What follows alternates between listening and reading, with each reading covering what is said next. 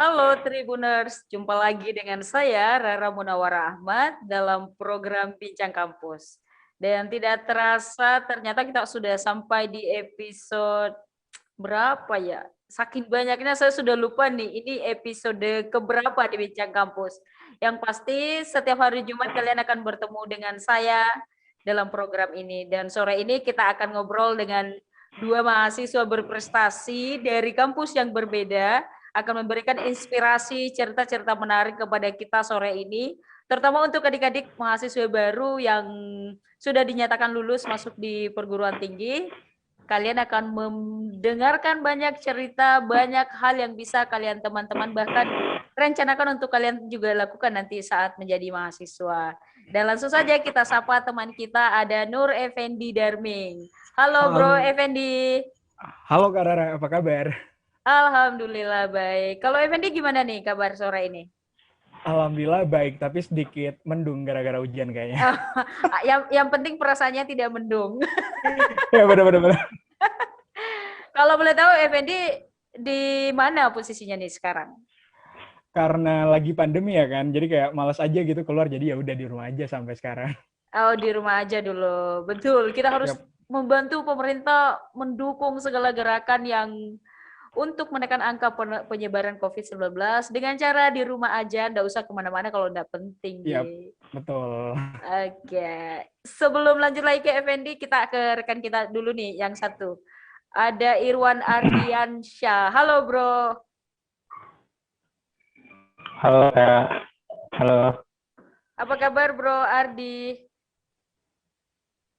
Alhamdulillah baik dan masih diberi kesehatan serta semangat di bangku hari. Alhamdulillah. Kalau boleh tahu di rumah juga ya? Ya betul, lagi di rumah dan di kampung. Mager-mager ya? Kadang-kadang.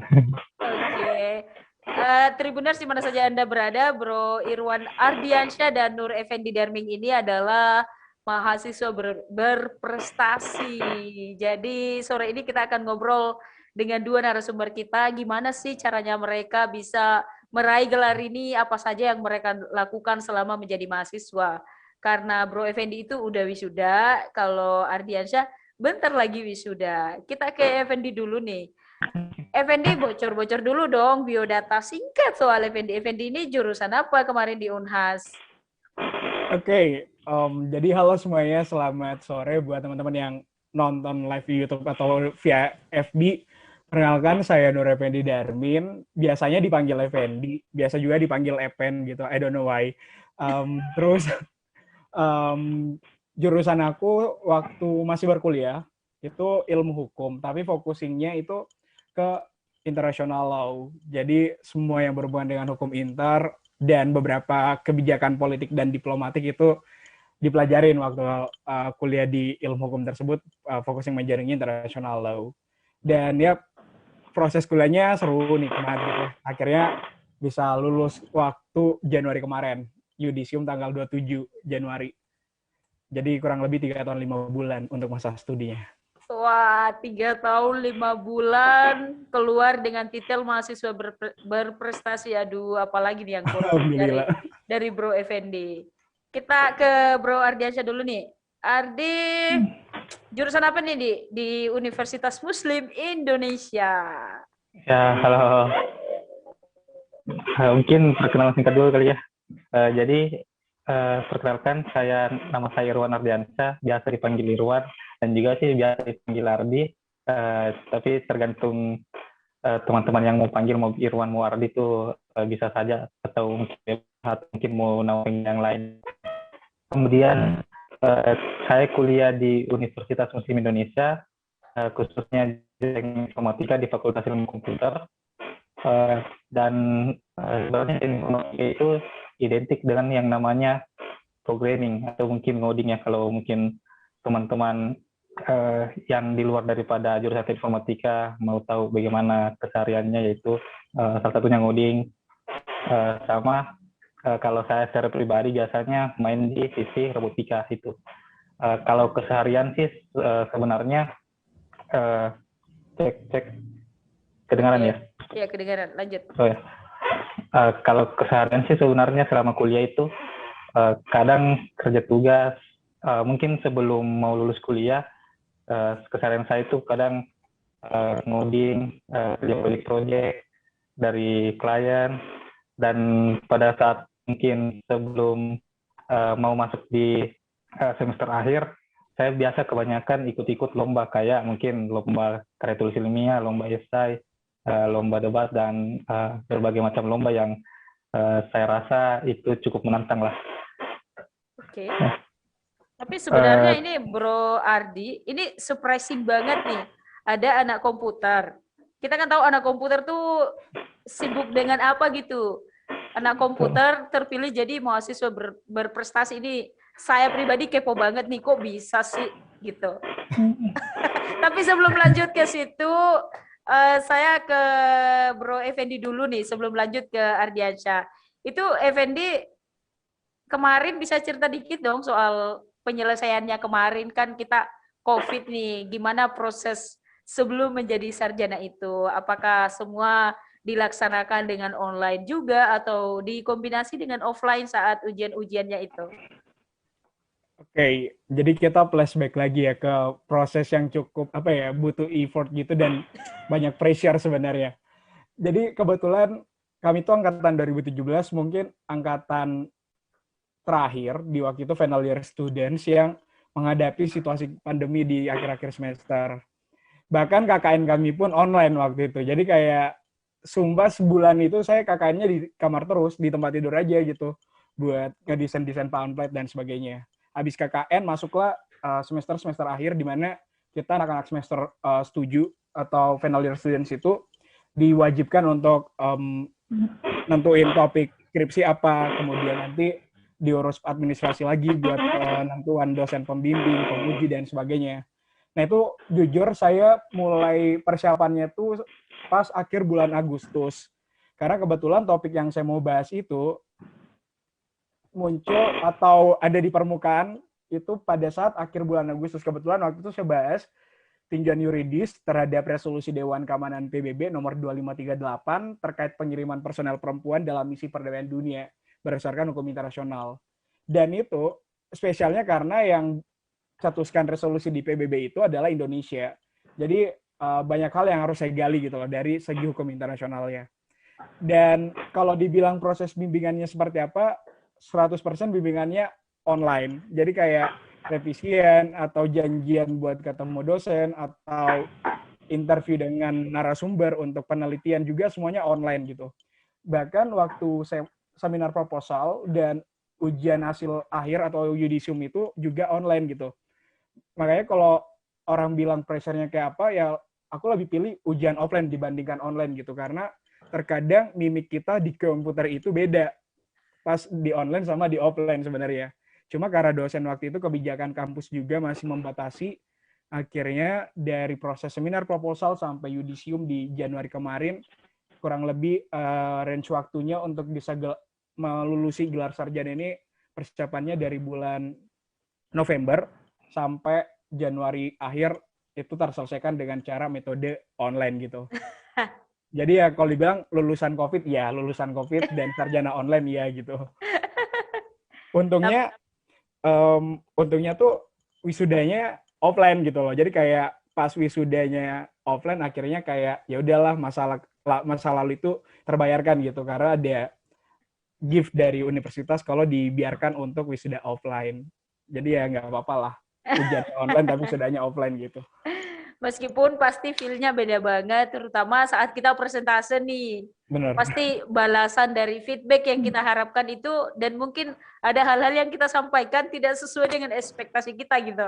Benar Kak. Jadi yang bikin sialnya juga waktu yudisium itu, kebetulan pas mau yudis tiba-tiba listrik padam, pertama. Dan yang kedua, tiba-tiba hujan. Ya, you know lah kalau hujan beberapa jaringan operator itu kurang bersahabat. Akhirnya pas aku lihat recording abis yudisnya, ternyata suara saya yang keluar, muka saya nggak gerak-gerak. Jadi kayak... Ngadat ya? Jadi kayak nge-freeze gitu loh. Jadi ngadat gitu loh. Nggak ada gerakan sama sekali. Cuma suara doang yang nge-presentase sampai akhir. untungnya dosen-dosen aku tuh kayak nerima aja gitu loh, keadaannya emang situasinya nggak bisa kita make sure kalau misalkan harus totally 100% kayak pas offline gitu loh. Dan akhirnya pas kayak detik-detik terakhir untuk mau yudis pembacaan surat keputusan, itu jaringan udah mulai membaik lah. Jadi kayak ya last moment tapi berharga dan bikin terharu juga masih bisa lah terselesaikan dengan baik ya gitu. Iya. Ini bakal jadi cerita selamanya di Effendi nanti Yap. kepada anak cucunya, kepada teman-teman, kepada keluarga. Wah, dulu itu kalian hari ini belum ada apa-apa. Dulu saya sampai alamin mati lampu dan lain-lain. Benar. Tapi sekali lagi selamat ya untuk Bro Thank Nur you, Kak. Effendi Darming yang sudah meraih gelar sarjananya. Kita ke Bro Ardiansyah nih. Bro alami juga nggak mati lampu saat ujian? Alhamdulillah tidak kok. Jadi kalau kendala kemarin sih lebih ke jaringan ya. Mungkin jaringan yang kurang bersahabat. Makanya pada saat presentasi penelitian sudah menjelaskan detail dan sesuai alur. Kadang tiba-tiba putus, disuruh stop dulu, disuruh masuk lagi di Zoom, dan menjelaskan lagi, lanjut, menjelaskan detail lagi, putus lagi, dan begitu sampai beberapa kali sih. Itu mungkin yang kendala kemarin pada saat mempresentasikan penelitian. Tapi kebetulan saya mungkin belum menyebutkan, tadi saya angkatan 2016, agak over juga sih. Agak over kuliahnya. Ya, jadi saya tidak merasakan langsung bagaimana itu kuliah online, karena kebetulan pada saat pandemi kuliah saya juga semuanya sudah selesai, dan jadi di online itu yang saya dapatkan itu hanya presentasi penelitian, dan mungkin itu pengalaman ketika pandemi yang saya dapatkan selama kuliah. Dan di samping itu sebenarnya kalau online juga itu cukup memudahkan bagi beberapa banyak mahasiswa, karena kita bisa tinggal di rumah, bisa monitor dari rumah, dibandingkan kalau misalkan offline yang bimbingannya kadang disusahkan oleh dosen. Ini itu ya mungkin kendalanya mahasiswa, dan kalau offline makanya kadang ada mahasiswa yang senang sekali kalau online, bahkan presentasi penelitiannya dan segala macam. Mungkin itu cerita tersendiri bagi saya, ya suka duka selama pandemi ini. Betul-betul. Meskipun gernya tidak sama, tapi ada juga sih sisi positifnya. Jadi kita, ya betul. Jadi mahasiswa ini takutnya tidak sama ketika harus berhadapan langsung. Gugupnya tidak sama, tapi bagi teman-teman yang sudah well prepare dengan baik, tentu maunya offline aja, biar semuanya kelihatan gitu. Saya mau memberikan 100% best of Mila saat presentase. Yes. Benar-benar. Kita kembali lagi ke topik nih. Topik kita sore ini asiknya jadi mahasiswa berprestasi. Asik gak sih sebenarnya jadi mahasiswa berprestasi, atau justru teman-teman, wah ini justru jadi beban nih. Titel ini melekat ke saya malah jadi beban. Gimana Ardi? Oh ya. Kalau saya sendiri secara pribadi cukup menjadi beban, dan di sisi asiknya itu ketika pergi berkompetisi dengan universitas-universitas lain. Jadi di situ kita berkompetisi dan saling menyuarakan atau mengeluarkan skill masing-masing atau kemampuan masing-masing. Mungkin itu serunya.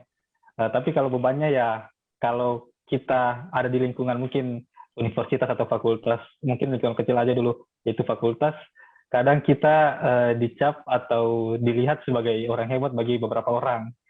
Nah, dari situ kadang kita juga harus bersifat atau bersikap sempurna, mencerminkan bahwa kita orang berprestasi.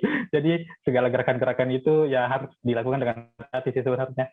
Baik itu berbicara, baik itu mungkin menyapa orang, atau mungkin berdiskusi sama orang, itu yang harus dijaga, dan itu menjadi beban bagi saya secara pribadi. Dan ya betul. Dan bahkan sering menaruh lebih tinggi kepada diri kita begitu.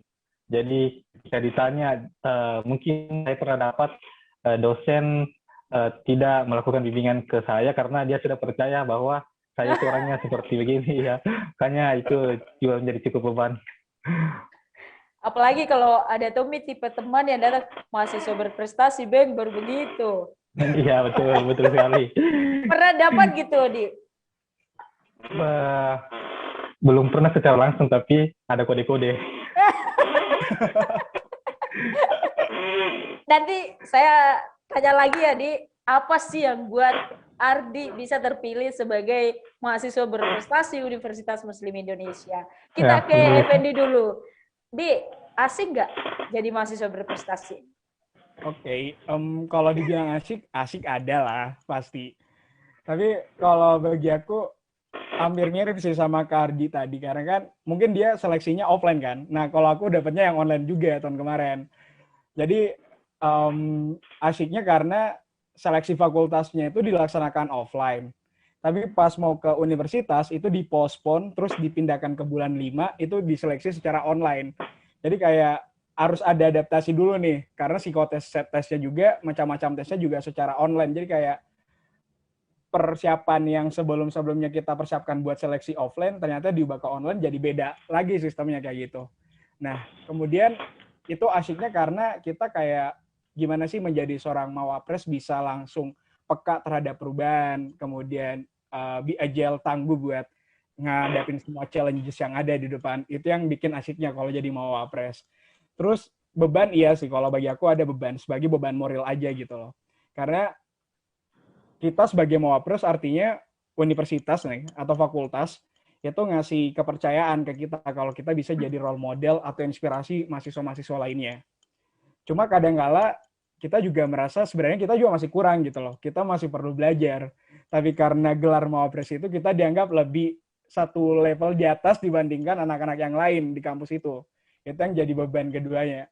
Terus yang ketiga, tadi ngomong-ngomong aku dengar juga yang kayak head gonna be haters pasti ada lah.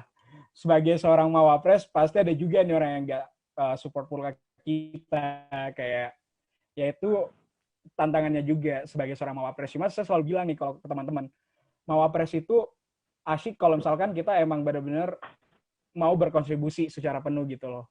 Karena mawapres bukan hanya gelar pada tahun itu saja, tapi gelar sampai mati pun itu melekat.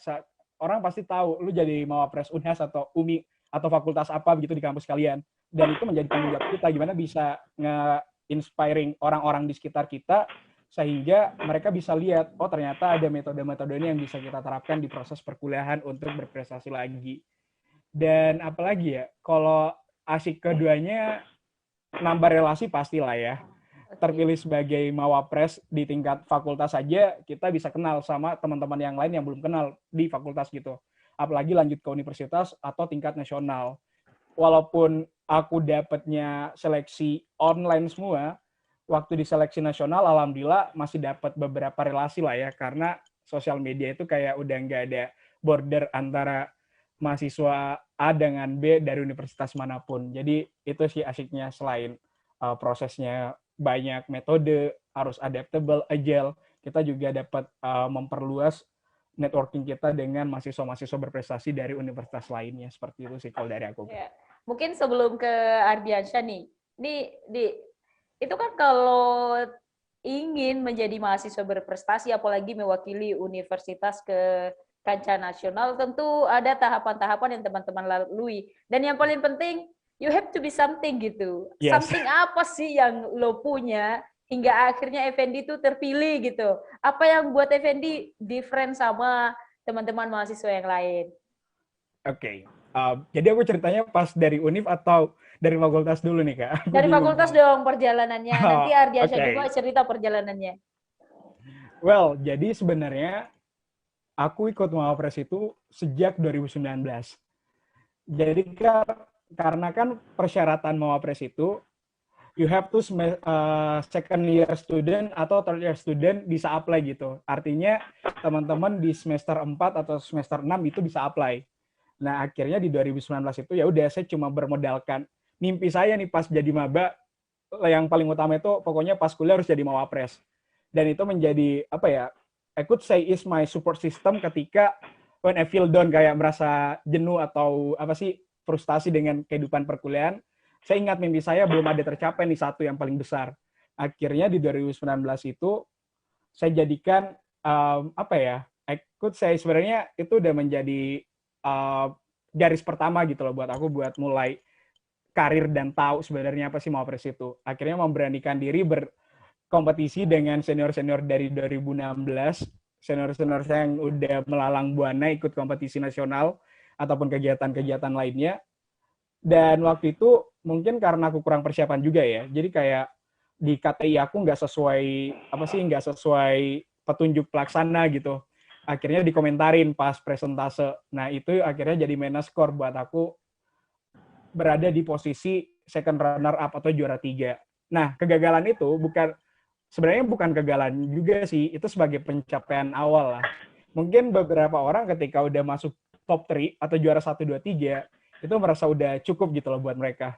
Tapi kalau aku, karena tujuan utama saya adalah menjadi Mawapres utama, baik itu di tingkat fakultas atau misalkan lolos ke UNI pada waktu itu, alhamdulillah kan. Nah, akhirnya di tahun 2020, kekurangan-kekurangan saya yang ada di 2019, saya tutupi, saya perbaiki lagi, saya asah lagi kemampuan saya. 2020 seleksi lagi, alhamdulillah terpilih ke tingkat universitas mewakili Fakultas Hukum. Kebetulan skema seleksinya itu dari tahun ke tahun, setelah aku sharing juga dengan mawapres-mawapres sebelumnya di tingkat fakultas, itu mirip. Akhirnya persiapan saya nggak terlalu, udah satu langkah lah dibandingkan teman-teman yang baru ikut seleksi pada tahun itu. Dan waktu itu juga judges udah kayak trust nih ke aku, kayak ya udah kalau peserta tahun lalu ikut berarti big possible dia yang kepilih karena dia udah kayak punya pengalaman dan something different dengan yang lainnya. Dan ternyata di Fakultas Hukum aja ikut saya orangnya semua kompetitor. Teman-teman saya semuanya deserve buat menang karena mereka ada yang jago debate, ada yang sering juara nasional, ada yang social project-nya jalan terus. Nah, kalau aku tipikal orang yang kayak nggak mau fokus di satu bidang, jadi aku tipikal orang yang mau mencoba segala hal gitu loh. Akhirnya proses perkuliahan saya itu, saya warnai dengan kegiatan-kegiatan yang beragam. Jadi kayak mewakili beberapa kali Indonesia ke international conference, kemudian ikut business plan competition, dan beberapa yang notabene jauh banget gitu loh dari academic basic atau academic knowledge seperti itu. Cuma karena menjadi Mawapres itu bukan berarti kita harus fokus di satu bidang saja, dan itu udah menjadi key for success beberapa Mawapres juga. Dari situ saya beradaptasi untuk bagaimana membuat platform Mawapres ini untuk semua mahasiswa bisa ikut. Jangan terbendung kalau anak-anak yang pintar di akademik saja yang bisa ikut gitu loh. Dan akhirnya bermodalkan kemampuan dan pengalaman serta prestasi tersebut, terpilihlah ke tingkat universitas. Nah, di universitas lagi, itu seleksinya cukup ketat gitu. Karena kan kita ngelawan 15 fakultas nih, yang ada di Universitas Hasanuddin. Dan mereka tuh sumpah prestasinya keren-keren. Jadi kayak ada yang udah ikut lomba debat internasional lah, NUDC atau MUN, atau beberapa proyek sosial dan sebagainya. Jadi waktu itu sempat insecure, asli. Karena yang sering nongol mukanya di feed Instagram universitas itu yang jadi perwakilan tiap fakultasnya gitu loh. Sedangkan aku orang tipikal yang nggak pernah nge-publish pencapaian juga. Karena bagi aku, my achievement yang tidak ada sama sekali campur tangan universitas ataupun fakultas, saya nggak berhak untuk mempublishnya gitu loh. Kecuali universitas atau fakultas nge-support saya waktu itu, otomatis saya harus lapor. Tapi kalau misalkan nggak ada support pun ya udah, itu keep on my feed, private lah, privacy seperti itu. Nah, akhirnya ternyata waktu di tingkat univ yang dicari sama tipenya di Fakultas Hukum. Yang dicari mahasiswa berprestasi yang tidak hanya unggul di satu bidang saja dan udah well prepare soal topik yang dibahas. Kebetulan topik yang dibahas pada saat itu Sustainable Development Goals atau tujuan pembangunan berkelanjutan dan Industry Revolution 4.0. Nah, jadi semua isu-isu sosial yang ada atau isu-isu lingkungan dan sebagainya itu kita analisis based on background majoring kita, kemudian kita buatkan proposal atau proposal project sebagai bentuk karya tulis ilmiah. Dan prosesnya itu ada 4 kalau di universitas. Pertama, seleksi administrasi tentunya, pencocokan data dan sertifikat juara atau sertifikat penghargaan. Habis itu seleksi presentase. Presentasenya ini ada 2 juga, presentase bahasa Inggris dan bahasa Indonesia. Habis itu seleksi psikotes. Psikotesnya online dan itu harus dikerjakan via Zoom. Jadi para judges yang dari psikolog itu ngeliat ekspresi kita ngerjain tugas dan sebagainya. Nah, kemudian setelah psikotes ada lagi wawancara prestasi. Nah, wawancara prestasi untuk memvalidasi pencapaian-pencapaian yang kita peroleh itu apa saja, dan gift atau award yang dikasih itu apa saja gitu loh. Nah, dari 4 ini akan diakumulasi poinnya, ditentukan juara 1, 2, 3, dan special award sebagai mahasiswa berprestasi inspirasi begitu. Dan alhamdulillah di tahun 2020 kemarin, for the first time Fakultas Hukum menjadi mawapres utama di Universitas Hasanuddin, dan jadi kayak pencapaian terbesar juga buat fakultas waktu itu, dan mereka kayak naruh harapan ke tingkat nasional. Walaupun di tingkat nasional saya gugur di seleksi tahap terakhir untuk menjadi finalis nasional, akhirnya dari seleksi tersebut saya diberikan penghargaan dari Kementerian Pendidikan dan Kebudayaan sebagai Mawapres Regional untuk Pulau Sulawesi waktu itu di tahun 2020. Jadi prosesnya ya cukup panjang ya. Maaf. Iya sih, pasti ini bukan perkara mudah untuk sampai di tahap itu. Yap. Apalagi harus menyandang gelar mahasiswa berprestasi, tentu tahapannya tidak semudah yang kita bayangkan. Tapi sebenarnya Nur Effendi Darming ini, teman kita Effendi itu sudah jadi juara sebenarnya, sudah jadi mahasiswa teladan sebenarnya, karena sudah berhasil mengalahkan rasa takutnya tadi, insecure-nya tadi bisa dikalahkan. Sebenarnya di situ sih poinnya. Benar. Ya, akhirnya Effendi keluar bisa show up gitu, ini gue gitu. Ya, benar nggak? Jadi kalau buat aku ya, pesan buat teman-teman, award itu atau penghargaan itu jasa bonus gitu loh. Itu cuma bonus dari prosesnya. Yang saya pelajari adalah prosesnya itu seperti apa, pengalaman yang saya peroleh seperti apa. Karena guru terbaik adalah pengalaman yang terbaik gitu loh. Pengalaman yang kita lalui, proses yang kita lalui untuk mencapai suatu tujuan besar kita di dalam hidup, seperti itu kalau dari aku. Siap. Nanti kita ngobrol lagi di soal apa tips-tipsnya nih Effendi, mungkin untuk adik-adiknya juga yang sedang berjuang menjadi mahasiswa berprestasi. Siap. Kita ke Ardi nih. Kalau Bro Ardi ceritanya seribet Effendi juga nggak? Tempat merasa insecure nggak sama lawan-lawannya di Mawapres tingkat universitas nih? Mungkin kalau saya agak lebih singkat sih sebenarnya. Kebetulan pada saat tahun 2018 ya kayak itu nggak terlalu show up event itu. Jadi Mawapres itu pada tahun 2018 tidak terlalu show up di UMI. Jadi mungkin pada saat di tahun 2018 saya sebenarnya tidak melewati jalur proses di seleksi fakultas ataupun sebenarnya di universitas, tapi melalui jalur undangan. Jadi saya tiba-tiba dipanggil di bidang kemahasiswaan untuk menjadi Mawapresnya UMI pada saat itu. Karena tempat jadi topik perbincangan juga sih di bidang kemahasiswaan, karena sebelum atau diajukan sebagai Mawapres UMI pada tahun itu, saya sering keluar kota sih setiap bulan, makanya sempat jadi perbincangan di bidang kemahasiswaan. Makanya langsung dipanggil pada saat itu untuk mewakili Universitas Muslim Indonesia. Mungkin itu yang agak simpel sih dari saya. Kalau ya. Ngapain keluar kota tiap bulan? Oke, kebetulan pada saat itu keluar kota tiap bulan itu mewakili kampus untuk ikut kayak lomba LKTI, lomba esai, kadang lomba startup, dan maupun lomba debat, ataupun lomba robotik sebenarnya. Jadi lebih ke situ sih. Jadi setiap bulan saya keluar kota mewakili kampus untuk ikut lomba LKTI dan semacamnya. Wah. Ternyata Ardiansyah ini sejenis tiket khusus ya, karena sudah kelihatan gitu golden ticket. Golden ticket. Andainya ini audisi Indonesian Idol dapat golden ticket dari juri. Golden ticket. Tapi Ardiansyah, ya. Meskipun prosesnya mungkin tidak sama dengan Effendi yang dilalui Effendi di Unhas, tapi Ardiansyah tentu punya juga tuh something yang Ardiansyah punya gitu. Apa yang Ardiansyah bawa gitu, yang membedakan Ardiansyah dengan teman-teman yang lain. Tentu bukan cuma Ardi yang sering keluar kampus mewakili UMI untuk lomba. Pasti banyak teman-teman yang lain juga. Kalau something yang perbedaannya itu kemarin lebih dominan ke kuantitas prestasinya. Kemudian relasi juga di bidang kemahasiswaan. Kebetulan saya juga sering bercanda-canda, bergaul-gaul sama bidang kemahasiswaan. Dan dia juga melihat potensi dari diri saya yang cukup bekerja keras dan suka hal yang baru, yang menantang, dan karena di situ dia melihat bahwa ini atau Irwan ini semakin menantang, dia semakin semangat.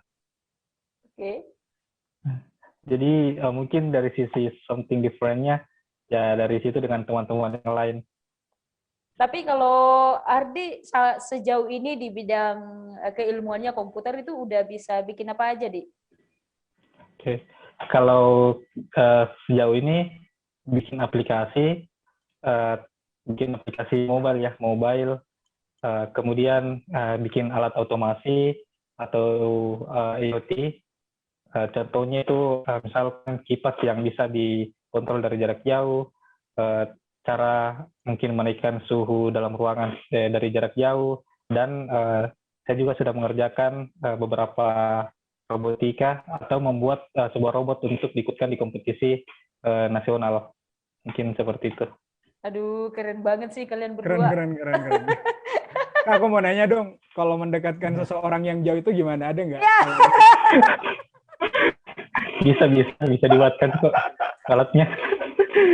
Jangan karena COVID, Effendi mau mendekatkan yang jauh ya. Canda ya, canda. Biar nggak tegang aja ya. Bisa juga tuh ide Kak Ardi. Buat sesuatu gimana caranya mendekatkan yang jauh menjadi sangat dekat meskipun ruangnya berbeda, dimensinya berbeda. Pakai telepati gitu. Bisa. Kita lanjut lagi nih. Saya kayak Effendi lagi nih. Di, yang paling susah biasanya di mahasiswa kan mentok-mentoknya di ingin doang, tapi tidak ada action gitu. Dan ketika sudah action, gagal, ogah berbuat lagi. Gimana tuh, Di? Kalau Di pernah alamin enggak? Kalau aku itu hal yang sangat wajar ya sebenarnya di lingkungan mahasiswa. Jadi kita sebagai mahasiswa, apalagi nih pas maba-maba yang kayak pengen ikut A, B, dan C, pengen lulus A, B, dan C, tapi pas udah di dalam kayak semua planning itu gampang buyar gitu, gampang berubah karena mungkin ada faktor X sampai Z yang mempengaruhi kayak gitu. Cuma kalau aku tipikal orang yang kalau udah ngeset planning itu pokoknya harus tercapai, kalaupun tercapai dan berbeda, setidaknya kalau udah ada planning, udah ada goals, yang penting teman berani buat ambil resiko terhadap pilihan kalian. Karena dari situ kita memang udah kayak mempersiapkan hal-hal yang matang gitu. Jadi kayak kemarin waktu pas maba, kayak udah punya target kalau bakalan dikirim ke luar negeri dan dibiayain full gitu loh. Itu mimpi kedua terbesar aku. Dan mungkin bagi beberapa orang kayak over lah ya, karena siapa sih yang mau biayain lu ke luar negeri secara full gitu loh. Apalagi status lu cuma jadi mahasiswa biasa-biasa aja waktu itu.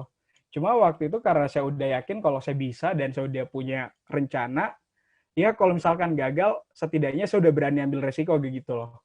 Dan kalau misalkan gagal, setidaknya saya bisa bangkit lagi. Jadi ada dua hal penting buat teman-teman. Yang penting teman-teman udah punya goals dan berani ambil resiko dan responsibel terhadap pilihan ataupun proses yang kalian ambil untuk mencapai tujuan kalian gitu loh dari aksi-aksi tersebut. Karena itu sih kalau dari aku kuncinya cuma itu doang, 3 yang harus ada tiap saat. Ngeset goals-nya apa, kemudian nanti kalau udah action, you are ready to taking risk, berani untuk mengambil resiko, dan kalau misalkan udah berani ambil resiko, tentunya pasti ada hasil gitu loh. Baik itu hasilnya sesuai ekspektasi atau cukup jauh dari ekspektasi, tetap kita bertanggung jawab. Artinya responsible untuk diri kita, responsibility untuk diri kita ada gitu loh. Bertanggung jawab kalau misalkan berhasil, kita syukur, nggak terlalu over euforia. Kalau misalkan gagal, kita coba lagi sampai menggapai apa sih yang menjadi tujuan utama kita atau goals kita. Kayak gitu sih kalau dari aku. Betul, betul. Sebelum ke Ardiansyah nih, Di. Itu kan biasanya, apalagi ini pandemi nih, mahasiswa baru kan ini belum masuk ke kampus, mereka masih melaksanakan perkuliahan secara online. Itu gimana nih harusnya, misal saya nih mahasiswa baru, saya harus ngapain nih untuk dapat informasi-informasi itu, dengan siapa sih harusnya saya bergaul di kampus, agar bisa menjadi kayak teman-teman nih berdua. Oke, jadi aku jangan jawab atau Kak Ardi nih? Effendi aja dulu, nanti Kak Ardi juga jawab. Oke, Kak. Sip. Jadi buat maba-maba COVID, maba-maba online yang mungkin nonton video ini. Kalau dari aku ya, karena aku juga ngalamin sedikit ya, online kelas dan sebagainya. Kalau dari aku kan sekarang ada media sosial tuh. Jadi kayak Instagram, TikTok, Twitter, Facebook, dan sebagainya tuh bisa jadi hal yang positif sebenarnya. Karena jujur, kegiatan-kegiatan yang saya ikuti itu banyak kan dari Instagram gitu loh informasinya. Nah, jadi adik-adik jangan pakai IG cuma update status galau atau butuh apa sih Q&A atau apa sih dan semacamnya kayak gitu. Kalau buat aku, jadikan sosial media kalian itu sumber informasi. Banyak akun-akun info kegiatan yang bisa di-follow, bisa diikutin gitu loh. Terus setelah itu, jangan takut untuk approach ke senior-senior gitu. Jadi, beberapa senior itu orangnya open-minded, orangnya terbuka, berperilaku terbuka buat adik-adiknya. Jadi kalau misalkan kalian udah tahu, oh ternyata yang jadi mawapres di fakultas A ini, atau yang menjadi mahasiswa teladan atau apalah itu istilahnya di fakultas A ini, ya udah beranikan aja follow atau langsung chat gitu. Yang penting masih batas wajar lah cara chatnya dan sebagainya. Pasti kita juga respect ke kalian. Nah, atau sering-sering update aja akun-akun Instagram atau sosial media fakultas kalian karena beberapa kegiatan-kegiatan juga biasanya di follow up sama akun-akun fakultas, baik itu via website ataupun sosial media mereka. Nah, terus ketika kita udah di proses itu dan ya beberapa sudah kita lakukan, yang selanjutnya adalah kita nge-set planning tadi yang aku bilang. Dan kita tidak segan-segan untuk di mentoring sama senior gitu loh. Karena aku orang yang tipikal, mungkin waktu maba ya, aku tipikal yang maba yang beranilah buat langsung ngomong sama senior atau buka pembicaraan. Karena bagi aku kalau udah di kampus, yang membedakan cuma semester tingkatan gitu loh. Selain dari tingkatannya itu ya kita sama statusnya sebagai mahasiswa.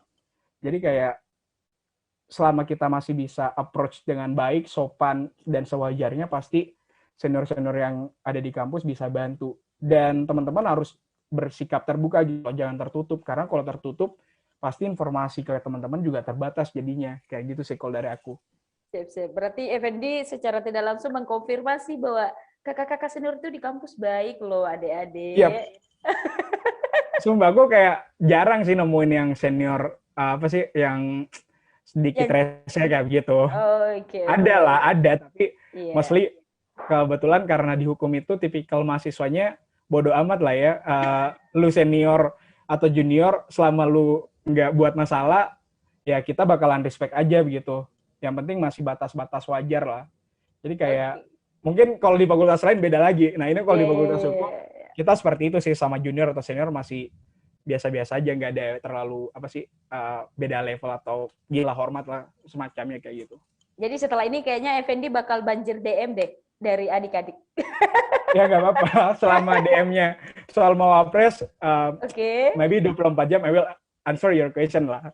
Wah, bagus nih buat Tribuners, teman-teman, adik-adik mahasiswa baru Universitas Hasanuddin yang mau tanya-tanya soal mawapres Unhas, bisa DM Kak Nur Effendi Darmin, cari aja pasti ketemu. Kita ke Ardiansyah nih. Kan kalau tadi Effendi ngomongnya kalau di Fakultas Hukum ya gitu, senior-seniornya cuek, tapi basically baik. Tapi biasanya kan senior-senior yang killer itu datangnya juga tuh dari Fakultas Komputer. Biasanya rese tuh katanya sih, tapi nggak tahu lah. Silakan Ardiansyah dikonfirmasi gimana ya. Oke. Ya, betul.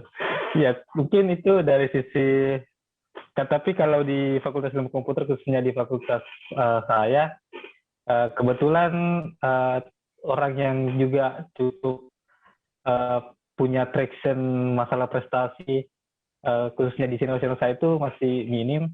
Jadi saya pada saat itu bukan mencari tahu, tapi saya biasanya mandiri untuk mencari tahu apa tips dan triknya, apa detail-detailnya. Jadi kadang saya tidak melakukan komunikasi dengan senior-senior karena pada saat itu jujur kalau di fakultas saya itu agak minim sih tractionnya masalah prestasi, dan semenjak saya di situ, alhamdulillah traction fakultas sampai sejauh ini cukup bagus sih. Mungkin makanya kalau ditanya masalah ditanya senior atau tidak, itu saya secara jujur nggak tanya sih. Tapi kalau dari sisi senior, alhamdulillah cukup baik, cukup banyak membantu. Kebetulan dari kami di fakultas itu kekeluargaan, masalah kemahasiswaan itu di cover sama kelembagaan. Makanya kalau ada yang bertanya masalah prestasi itu nanti arahkan ke orang yang ini, ada ditanya masalah keluarga nanti akan diarahkan ke orang yang ini. Jadi cukup progresif lah di fakultas kami sih seperti itu. Berarti Ardiansyah ini kalau nanti ada adik-adik baru nih, mahasiswa baru UMI datang ke Ardiansyah, terbuka ya untuk adik-adiknya? Ya, sangat terbuka. Apalagi bertanya sampai minta nomor ya mungkin bisa sih. Iya. Sekalian cari jodoh ya, Dik. Komen di YouTube ya. Ya. Ini jadi buat adik-adik dari jawaban Kak Ardiansyah dan Effendi ini mematahkan segala tidak mau berbagi informasi, dan ternyata mereka welcome sama adik-adik, terutama mahasiswa baru yang mau tanya-tanya gimana nih menyusun rencana belajar selama kuliah juga. Itu sangat terbuka Ardiansyah dan Effendi. Tapi saya ke Ardiansyah dulu ya. Ini Ardiansyah sendiri, ini kan untuk jurusan komputer itu termasuk sibuk, apalagi jurusannya bagian programming itu tentu ya kita tahu lah kerja teman-teman gimana gitu. Gimana sih Ardiansyah? Mungkin bagian terakhir dari obrolan kita tuh gimana caranya Ardiansyah membagi waktu itu. Kuliahnya beres, terpilih juga jadi mahasiswa berprestasi, selalu mewakili kampus keluar untuk bertanding, pun dengan Effendi tadi pergi kemana-mana dibiayai gitu. Ya, betul. Memang kendala utamanya adalah fleksibel, masalah available waktunya di mahasiswa teknik informatika. Secara pribadi jujur kalau mungkin dikasih tugas dikerjakannya pun bukan hanya cukup satu hari, tapi bahkan bisa berhari-hari karena kita dikasih sebuah soal yang kita harus selesaikan algoritmanya, programnya, dan kadang butuh waktu beberapa hari untuk nge-solve dari algoritma yang berdasarkan tugas itu. Itu sebenarnya salah satu tantangannya juga di Fakultas Ilmu Komputer, khususnya jurusan Teknik Informatika. Tapi selama saya kuliah, alhamdulillah kadang pakai sampai 2 laptop sih untuk beraktivitas. Kalau di satu sisi kerja tugas, di laptop yang lain kerja yang tanggung jawab mungkin dari sisi organisasi, atau mungkin lagi ikut kompetisi, mempersiapkan segala sesuatu. Jadi saya pakai 2 laptop itu hari untuk meng-cover aktivitasnya saya agar semua aktivitas atau semua tugas atau semua job desk yang saya sudah planningkan itu berjalan dengan baik. Jadi mungkin seperti itu sih. Berarti antara tugas kuliah, antara persiapan mau ikut lomba, antara tugas-tugas tadi dari dosen itu tidak ada kendala sebenarnya untuk Ardiansyah selagi masih bisa dibagi waktunya. Ya tuh. Di sisa manajemen aja sih, manajemen waktu. Cuman risikonya ya waktunya yang kurang, tidur juga susah, bahkan kadang nggak tidur biasa. Tapi Ardi bahagia menjalani hari-harinya sebagai mahasiswa seperti itu yang kurang tidur. Sampai ya. Alhamdulillah sampai saat ini cukup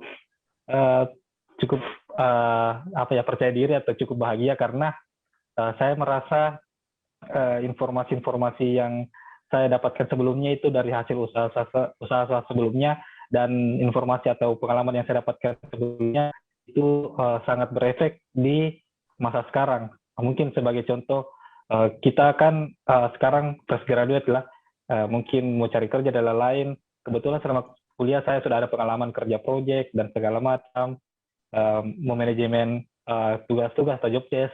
Jadi ketika di wawancara kerja atau dikasih internship, kita bisa menyuguhkan semua pengalaman-pengalaman itu sehingga bisa menjadi pertimbangan di mungkin perusahaan yang dituju. Mungkin seperti itu keunggulannya dibandingkan kalau misalkan kita fresh graduate, baru kita baru mau cari skill, di mana sih skill kita sebenarnya, di mana sih kemampuan kita sebenarnya, itu kadang agak jadi serangan mental juga sih, karena kadang kalau misalkan kita diam di rumah, kita tinggal di rumah, ya omongan orang lah, harus jadi dinding pribadi, seperti itu. Betul. Bagus banget nih. Jadi Jangan nanti siapkan skill ketika mau kelar kuliahnya. Ya, Siapkan betul. memang skillnya sebelum keluar. Itu tuh yang disampaikan Ardi tadi. Kita ke Effendi nih. Gimana di cara Effendi bagi waktu? Belum lagi urusan perasaan mungkin ganggu-ganggu gitu. Insya Allah jomblo bisa bilila ya. Oh, silakan Di. Oke, kalau ngomong-ngomong soal proses ngebagi waktu antara kuliah, prestasi akademik, kemudian organisasi, itu sebenarnya bergantung bagaimana kita memanage diri kita sendiri dulu. Jadi sebelum kita memanage waktu, kita udah memanage diri kita. Jadi kita udah tahu know your styles, kemudian know your limits, kemudian uh, know your apa lagi ya, know your goals gitu loh. Kita udah tahu lifestyle kita seperti apa, tujuan kita kayak bagaimana sih, tujuan-tujuan kita apa saja, kemudian kita tahu batasan-batasan kemampuan kita di mana. Nah, kalau kita udah paham tuh 3 poin itu, kita dengan mudahnya memanage kegiatan ataupun beberapa hal yang harus kita selesaikan di waktu yang mungkin hampir bersamaan seperti itu. Nah, jadi dari memanage diri kita akan ke memanage waktu. Nah, memanage waktu itu kalau aku ya, bagi ke 4 bagian gitu, Kak. Jadi ada kegiatan yang penting dan prioritas, kemudian ada yang prioritas tapi nggak penting, ada yang penting tapi nggak prioritas, ada yang nggak penting dan nggak prioritas aku gitu loh.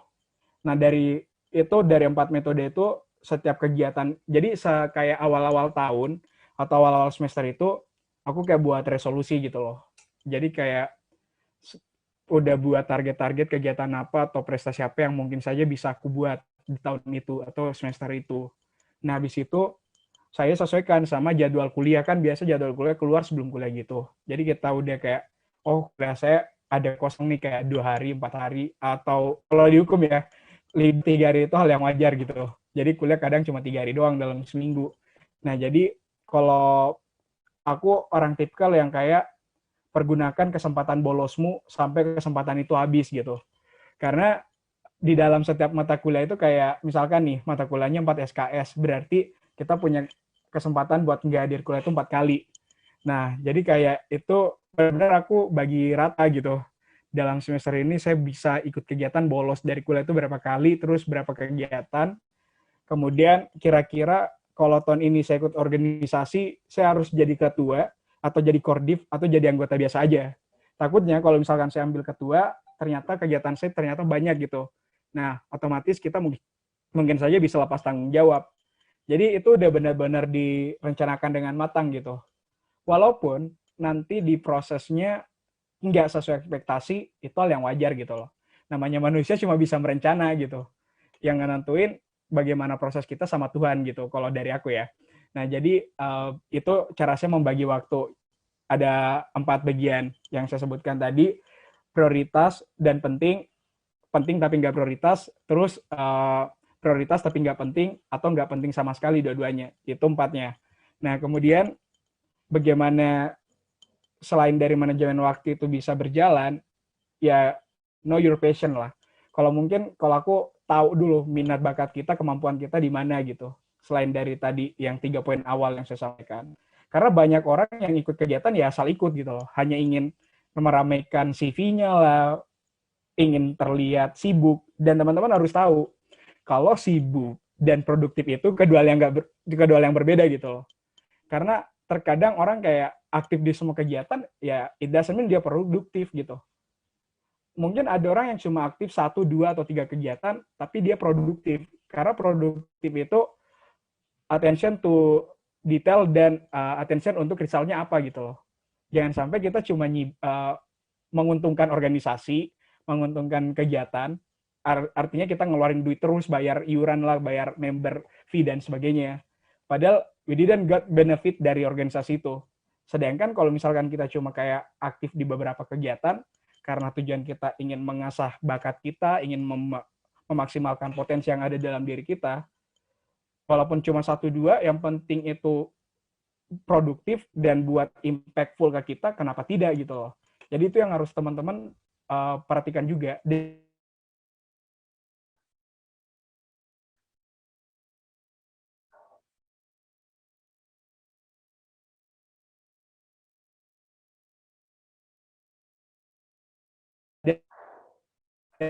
dan buat adik maba nih pesan aku ya, jangan tergiur sama tawaran senior Oke.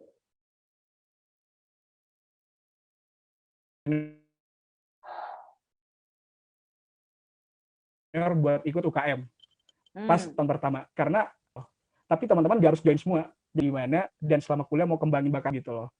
Sorry Kak, ini aku nge-freeze soalnya. nggak Yang apa-apa, angkatan nggak corona apa-apa. kedua, nanti kalau di first years, pesan aku jangan sampai tergiur dengan tawaran senior-senior untuk join semua di semua UKM gitu loh.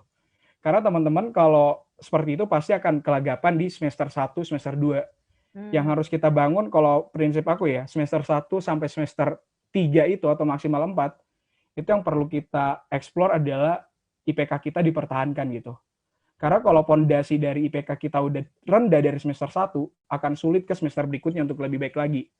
Nah, aktif di kegiatan organisasi itu adalah hal bagi aku yang harus dilakukan juga selama perkuliahan. Tetapi aktif di semua organisasi bukan hal yang ideal gitu.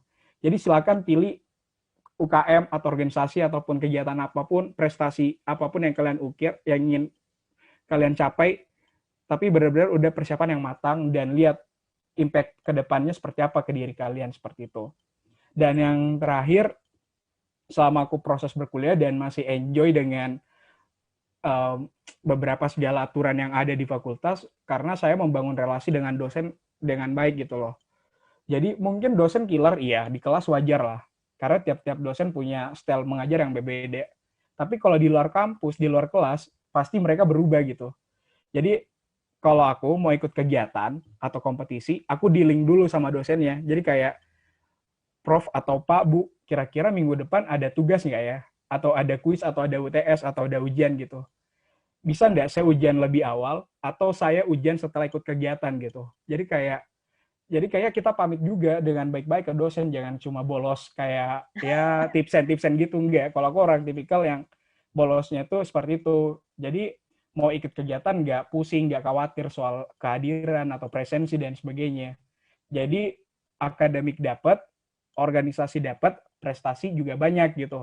Dan yang terakhir, selama ikut kegiatan usahakan jalin relasi dengan siapapun. Jangan bersikap tutup jangan menjadi introvert full atau menutup diri dengan lingkungan, dan juga jangan juga mudah terpengaruh dengan semua orang. Artinya kita berkawan ya berkawan sewajarnya gitu loh.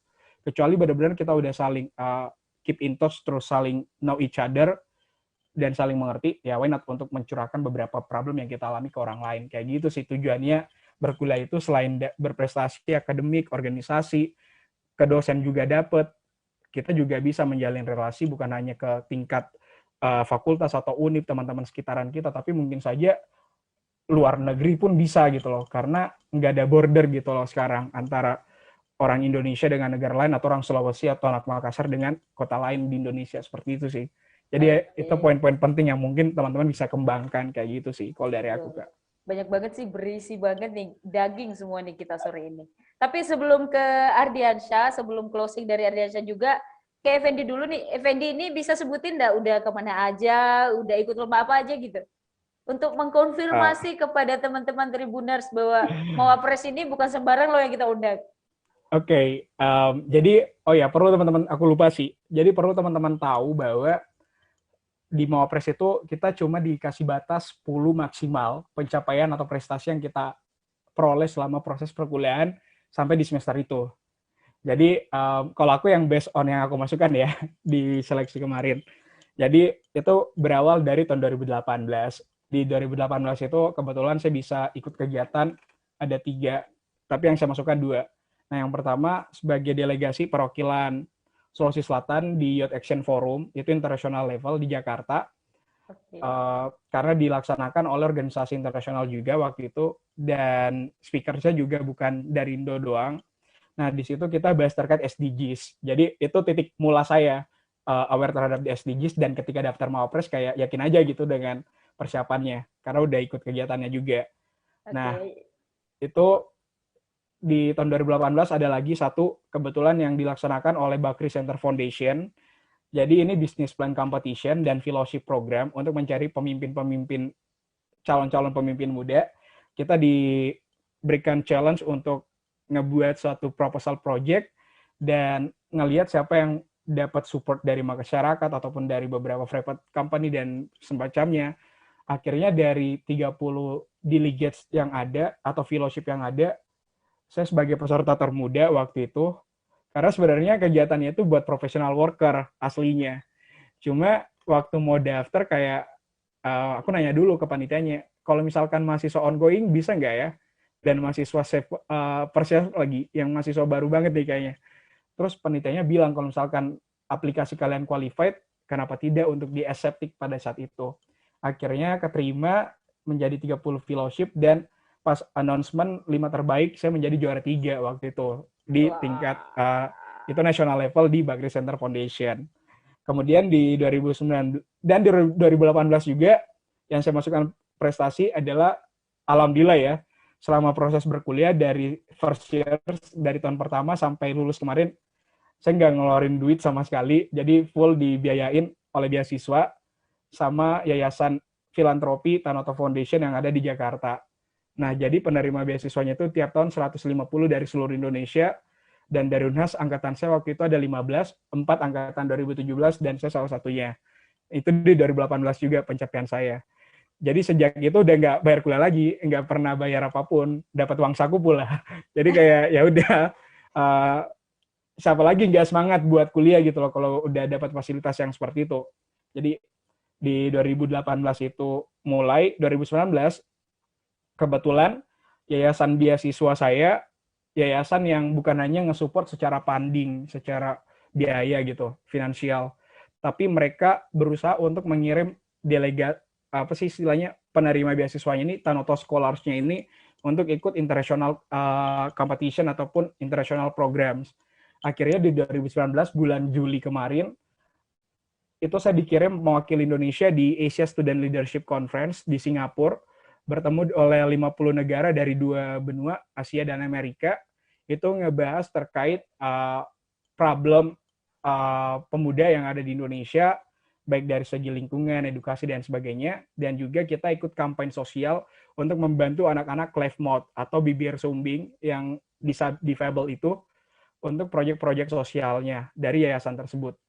Nah, di 2019 juga, alhamdulillah, bisa terpilih sebagai second runner-up waktu itu Fakultas Hukum sebagai mahasiswa berprestasi. Kemudian di akhir tahun bisa mewakili sebagai delegate juga di SDGs Conference di Jakarta, dan pada akhir tahun tersebut juga sebagai juara 1 Ideas for Action Incubator Competition. Jadi ini kompetisi inkubasi buat pemuda yang berusia 18 sampai 30 tahun di Indonesia yang membahas terkait SDGs dengan beberapa proyek-proyek usulan mereka. Nah, itu dari proyek tersebut akhirnya saya dikirim ke Amerika di tahun 2020 di pas corona waktu itu. Jadi ingat banget, sebenarnya udah corona gitu bulan Desember. Cuma karena udah terlanjur dibayarin visa, kemudian dibayarin tiket dan sebagainya, akomodasi, asuransi, akhirnya mau nggak mau harus berangkat juga waktu itu di bulan Februari itu ke Amerika. Nah, itu fully funded, asli aku nggak ngeluarin duit sama peser pun dari program itu, karena semua di cover sama yayasan beasiswa aku dan juga Wharton School yang ada di University of Pennsylvania. Nah, itu di Amerika kurang lebih 2 minggu, itu kita ikut short course terkait manajemen project, kemudian business ethics, dan SDGs program dan sebagainya. Nah, itu kita kayak diterima di Wharton School dan bergabung dengan mahasiswa-mahasiswa di sana, kayak benar-benar culture exchange-nya itu, pertukaran budayanya itu atau metode belajar itu berasa banget gitu. Dan itu menjadi pengalaman yang cukup menarik buat aku. Nah, di Amerika pun kita nggak cuma kelas waktu itu, kita juga diberi kesempatan buat ke World Bank, ke Bank Dunia yang ada di Washington DC. Itu kita ngadain presentase pitch deck terkait project yang kita gagaskan, masalah-masalah kita bawa dari Indonesia. Dan itu kita ketemu langsung sama lead eksekutif ke-9 dari World Bank waktu itu di Washington DC. Dan ya banyak ilmu yang kita peroleh dari mereka, dan mereka tuh kayak terbuka aja buat semua kalangan gitu. Dan I could say di World Bank itu semua jenis ras, suku, agama kayaknya udah ada gitu pas kita datang. Nah, balik dari Washington, besoknya kita dikirim ke ini lagi ke New York kemarin. Nah, di New York itu kita ketemu dengan Duta Besar Republik Indonesia untuk PBB untuk sharing terkait proyek kami, apalagi berbau SDGs yang sebagai global goals kita pada saat ini sampai 2030. Dan itu kita dijamu benar-benar diterima dengan baik, diberi arahan, masukan oleh Pak Dubes waktu itu di New York. Namun bukan hanya sampai dari situ, ternyata kita didampingi langsung sama diplomat untuk berkunjung ke markas besar PBB. Jadi biasanya orang ke markas besar PBB itu jalurnya umum gitu, registrasi di websitenya kita free, nggak bayar sama sekali, dan banyak beberapa spot yang nggak bisa dimasukin orang umum karena kita didampingi sama diplomat waktu itu. Akhirnya kita bisa keliling full di UN Headquarter, yang jadi background saya juga nih sebenarnya. Nah, balik dari Amerika akhir Februari masa corona itu barulah saya daftar untuk pemilihan mahasiswa berprestasi tingkat fakultas. Berdasarkan prestasi tersebut, pengalaman tersebut, akhirnya yang mengantarkan saya sebagai siapa saya pada hari ini, kayak gitu sih Kak, kalau pengalaman aku. Aduh, panjang banget ya, ternyata teman-teman tentu maunya sih kayak Effendi, tapi kita lihat usahanya adik-adik yang baru bergabung di kampus. Semuanya bisa lah ya sebenarnya, yang penting ada niat yang tulus benar-benar dan selalu ikutkan Tuhan gitu loh dalam rencana. Kayak gitu sih kalau betul. Aku. Berdoa dan ingat orang tua, restu orang tua paling penting juga. Oke, ini Effendi sebutkan dong nama Instagramnya. Kalau nama saya, nama IG saya Effendi Darming, @effendidarming. @effendidarming. Jadi teman-teman yang mau banyak tahu soal Mawapres Unhas khususnya, atau mau tahu program-program bahkan beasiswa tadi dari Tanoto itu, silakan teman-teman DM Kak Effendi Darming. Nah, kalau nggak dibalas, DM ke Tribun Timur, bilang aja itu Effendi nggak balas tuh DM kita, nanti Tribun Timur yang DM. feel free to contact me ya kalau ada apapun, selama bisa bantu. Oke, mungkin kayak gitu sih Kak. Jangan close dulu ya, kita Ardi dulu nih. Oke. Kalau di katanya tiap bulan tuh pergi mewakili kampus, mungkin bisa disebutkan beberapa yang prestisius mungkin. Oke, mungkin ini dimulai dari tahun 2017 ya kali. Jadi di tahun 2017 di akhir tahun itu, di akhir bulan itu, saya berkesempatan bukan ikut sih, tapi lolos seleksi Call for Paper yang diadakan oleh langsung guru besarnya UGM dan diberikan LOA untuk mempresentasikan inovasi ke sana di UGM di Yogyakarta. Kebetulan saya ke Yogyakarta itu hari. Kemudian di tahun 2018, nah di situ sih sebenarnya agak punya komitmen sendiri sih. Saya mau berprestasi, tapi saya punya ambisi atau komitmen bagaimana caranya supaya tiap bulan saya bisa keluar kota. Kalau misalkan di bulan itu saya tidak keluar kota, saya akan ganti di bulan selanjutnya. Mungkin itu prinsip saya waktu itu hari tahun 2018. Jadi itu yang menjadi semangat. Dan di tahun 2018, saya pernah berkesempatan pergi ke Solo, ikut lomba ya. Dan alhamdulillah dapat penghargaan juga di situ sebagai The Honorable Mention Award. Kemudian setelah itu, setelah dari Solo, saya berkesempatan lagi di Malang, itu lomba inovasi juga.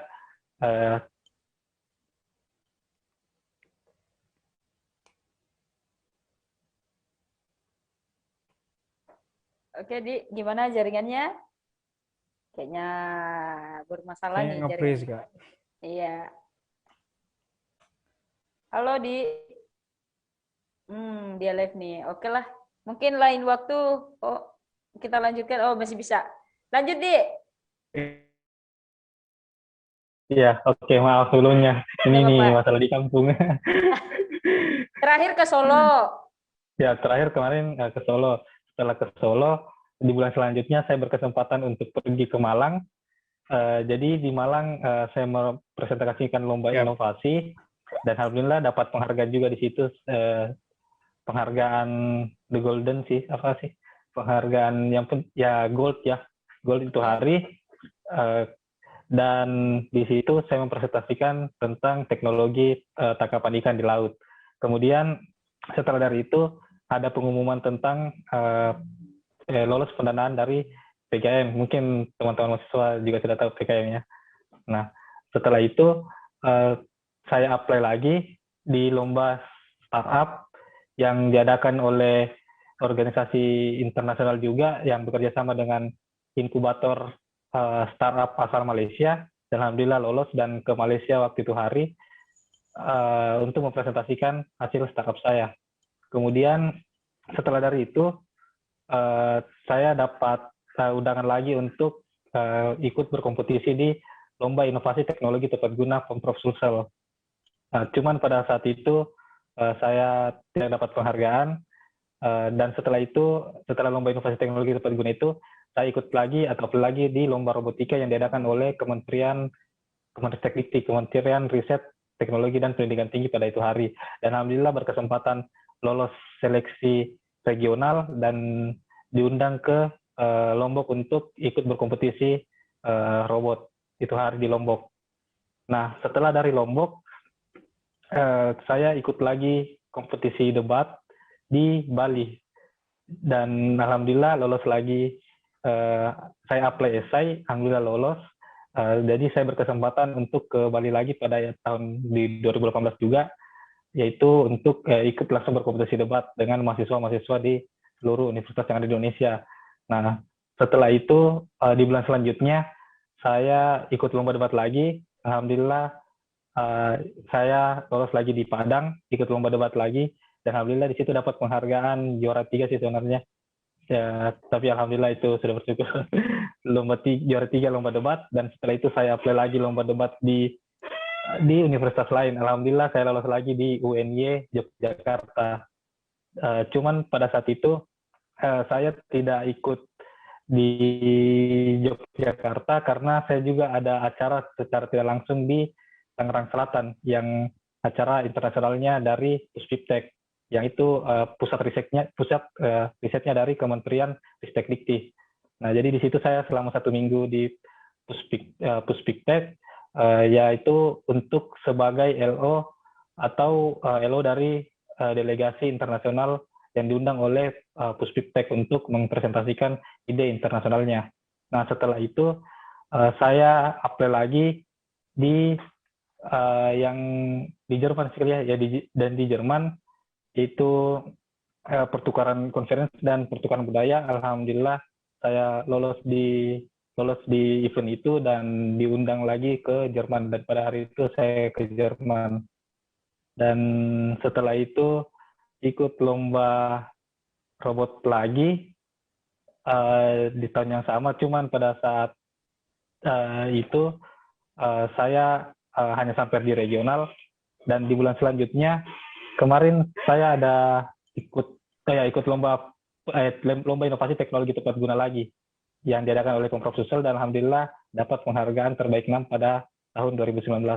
Dan sampai sejauh ini saya sudah menstopkan diri untuk ikut-ikut lomba atau ikut event, dan saya fokus untuk membangun karir atau membangun skill untuk jenjang karir lah gitu.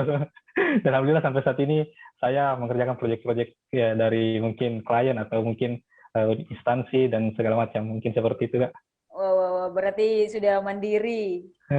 Semoga Nur Effendi Darmin juga segera bertemu jodohnya, pekerjaan yang diidam-idamkan tentunya. Amin. Dan Ardiansyah ditunggu karya hebatnya dalam hal dunia programming tentunya. Kita harapkan lahir dari Sulawesi, khususnya ya Sulawesi Selatan. Semoga ada generasi kita menyaingi Nadiem Makarim dengan Gojeknya. Terima kasih nih buat teman-teman Nur Effendi Darmin dan Irwan Ardiansyah. Tidak terasa ternyata kita sudah 1 jam lewat dikit. 1 jam lewat dikit. Obrolan kita sangat seru. Ternyata 2 narasumber kita sore ini Tribuners bukan mahasiswa biasa, mereka adalah mahasiswa luar biasa. Dan banyak pelajaran tadi yang sudah disampaikan, dan paling penting, kalau kamu ingin menjadi mahasiswa luar biasa, kamu harus berani melakukan hal-hal luar biasa dalam hidupmu selama menjadi mahasiswa. Saya kira itu closing kita sore ini. Terima kasih sekali lagi untuk Effendi dan Kak. Ardiansyah sudah bergabung bersama kami. Nanti Ya. videonya bisa juga disaksikan kembali di YouTube Tribun Timur dan Facebook Tribun Timur Berita Online Makassar. Sekali lagi terima kasih untuk dua narasumber kita sore ini dan untuk seluruh Tribuners. Sampai bertemu di Bincang Kampus selanjutnya dengan narasumber berbeda, dengan narasumber lebih hebat dan tentunya tak kalah hebat dari dua sore ini. Terima kasih. Saya Rara. Terima kasih, Kak. Thank you, Kak Rara. Thank you, Kak. Assalamualaikum warahmatullahi Thank you, Kak Rara. Thank you. Thank you, wabarakatuh. Terima kasih Effendi. ya, teman-teman.